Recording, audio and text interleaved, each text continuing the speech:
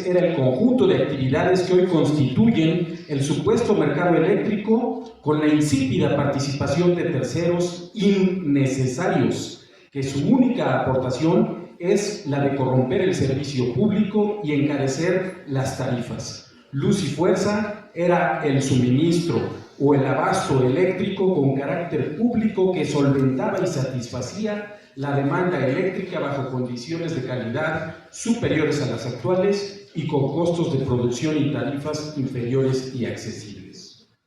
Luz y Fuerza nunca desapareció.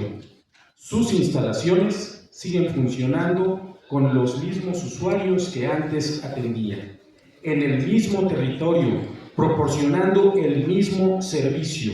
Luz y Fuerza era en su relación entre ofertante y demandante, entre empresa Luz y Fuerza y usuarios consumidores, lo que hoy es el mercado eléctrico.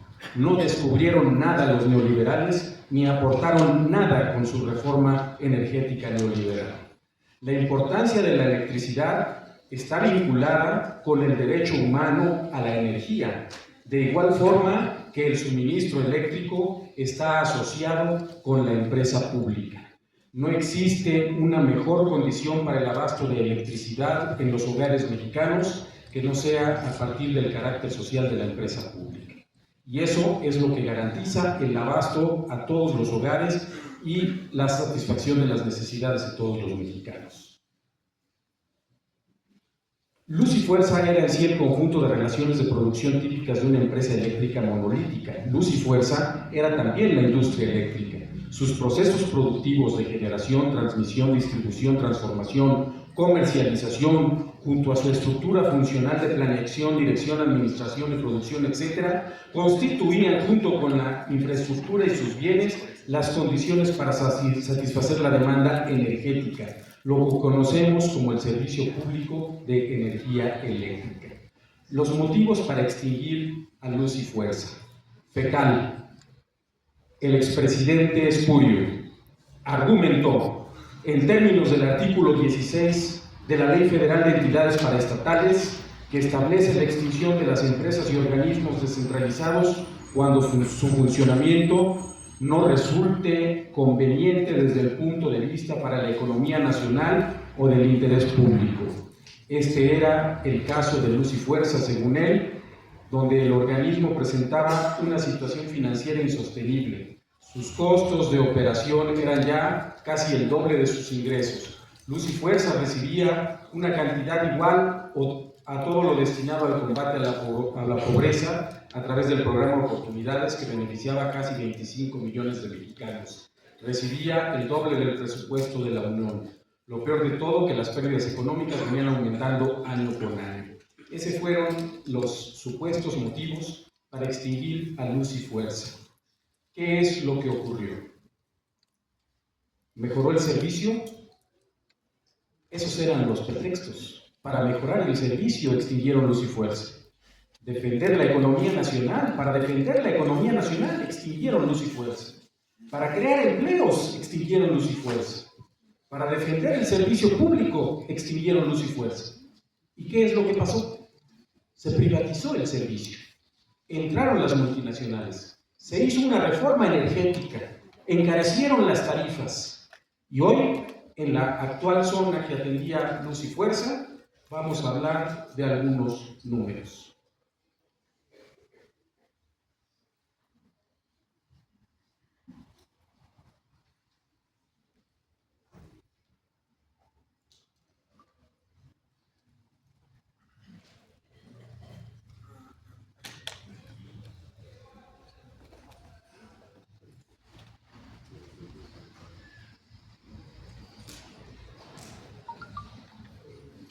Según información obtenida por el ESME Democrático, ante el Portal Nacional de Transparencia, durante el año 2020, la Comisión Federal de Electricidad erogó o gastó 237,000 millones de pesos para atender exclusivamente la zona que atendía Luz y Fuerza, en comparación con los 29,000 millones de pesos del presupuesto ejercido por Luz y Fuerza.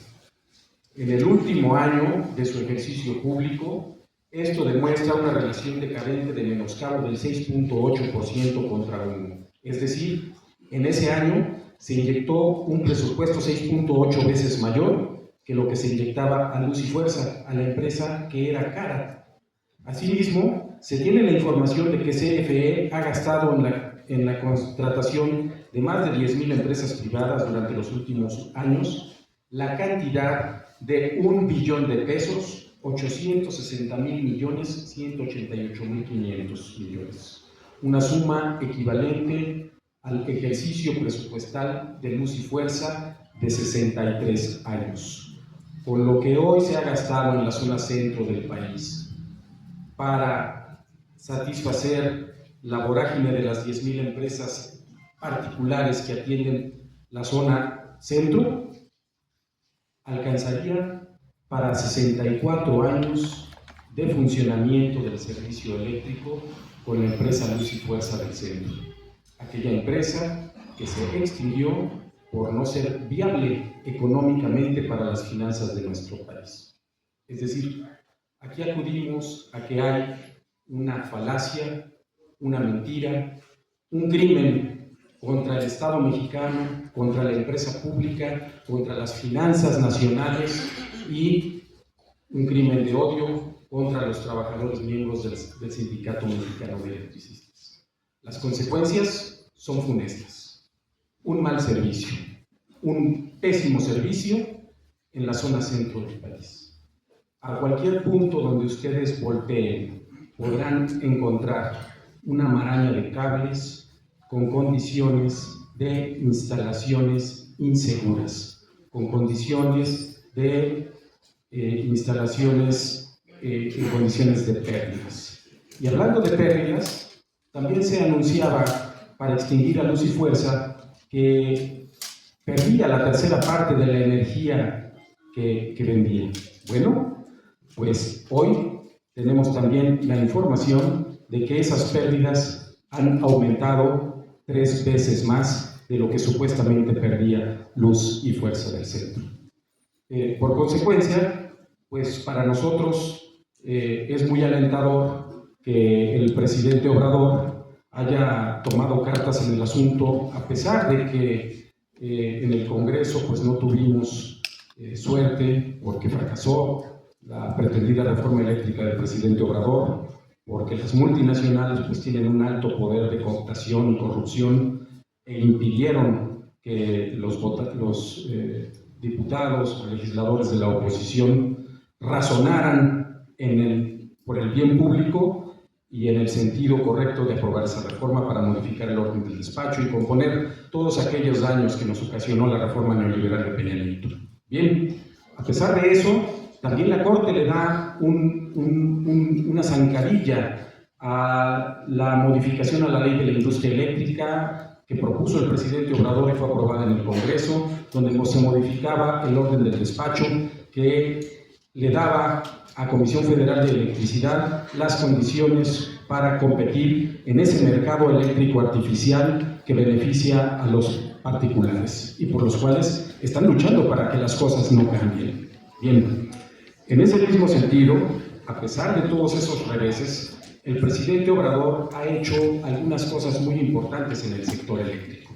Por ejemplo, acaba de comprarle a la empresa multinacional Iberdrola 13 plantas de generación por un costo de aproximadamente $6,200 millones. Con esto se incrementa del umbral de generación actual de Comisión Federal de Electricidad, que es el 39% de lo que se consume a nivel nacional, para pasar a un 56%. Es decir, es una inversión importantísima que le permitirá al Estado mexicano volver a controlar las condiciones tarifarias y las condiciones de abasto energético eléctrico en nuestro país. De igual forma, también se hizo una importantísima inversión de más de $1,200 millones en una planta de generación fotovoltaica en Puerto Peñasco, Sonora, en una superficie de aproximadamente 2,000 hectáreas cuadradas, 2,000 hectáreas, y va a proporcionar una generación aproximada de 1,000 megawatts, de 1,000 megawatts hora de capacidad. Es decir, hay importantísimos avances a pesar de que el marco legal está acotado y está, digamos, predispuesto para satisfacer intereses de lo que llamaron ellos el mercado eléctrico, es decir, la participación de los privados con todas las mañas y artilugios que contiene esa reforma. A pesar de eso, hay una voluntad de cambio, de fortalecimiento de la empresa pública y de generar bienestar para todos los mexicanos con un futuro prometedor. Pero sin embargo también vemos que no es suficiente. La tarea no está concluida. Al mismo tiempo de que el discurso oficial de Comisión Federal de Electricidad resalta la labor heroica de sus trabajadores cuando atienden los disturbios en condiciones climáticas adversas o en condiciones de terremotos o fenómenos naturales dañinos para la población que generan riesgos y tiran torres e interrumpen el servicio. Eso, desde luego, que hay que reconocerlo, eso hay que valorarlo, eso habla bien de los mexicanos como pueblo, como nación, como trabajadores. Esa es nuestra naturaleza. Pero toda esa labor heroica cae por tierra cuando desde la propia CFE vemos que hay un maltrato a los usuarios, al menos en la zona centro, la que vivimos nosotros. A la par de la andanada privatizadora, cuando se dio el golpe a luz y fuerza, cuando aumentaron las tarifas, en la parte más oscura de la larga noche neoliberal, nosotros estábamos en la calle clamando por justicia. Y junto con nosotros estaban los usuarios clamando por una tarifa justa y por un trato digno, por una tarifa social.